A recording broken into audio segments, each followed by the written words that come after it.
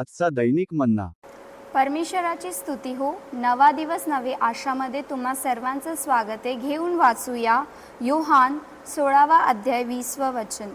मी तुम्हाला खरी सांगतो, जग आनंद करीन असताना तुम्ही रडाल आणि शोक कराल. तुम्ही दुःखी व्हाल, पण तुमचे दुःख आनंदात बदलेल. तर आज परमेश्वर आपल्याला सांगतोय की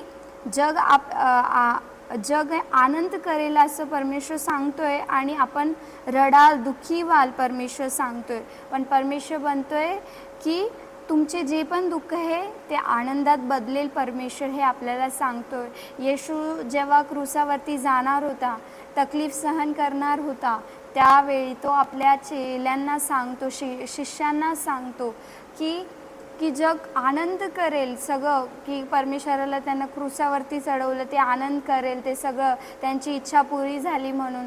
पण परमेश्वर सांगतो तुम्ही रडाल, दुःखी व्हाल सगळं, पण परमेश्वर बोलतो की तुमचं दुःख आनंदात बदलेल. परमेश्वर त्याच्या शिष्यांना सांगत होता. आणि तोच परमेश्वर आज आपल्याला म्हणतो की हा जग आनंद करेल. आपण बघू शकतो की हे वाईट करणारे लोक यांचं सगळं आनंदित ते राहतात, त्यांच्याकडे सगळं भेटतं आपल्या, आणि आपण विचार करतो की मी एवढं चांगलं राहतो, परमेश्वराच्या वचनावर सांगतो मला दुःख आहे, मला तकलीफ आहे, आपण असं बोलतो. पण परमेश्वर आपल्याला सांगतो हो, आपल्याला दुःख होईल, आपल्याला तकलीफ होईल, पण परमेश्वर आपल्याला सांगतो की तुमचं दुःख आनंदात बदलेल. जसं आपण योसेफाच्या जीवनाला बघू शकतो, त्याच्या भावांनी त्याचा निंदा अपमान केला, त्याच्यावर हसले त्याच्या भावांनी.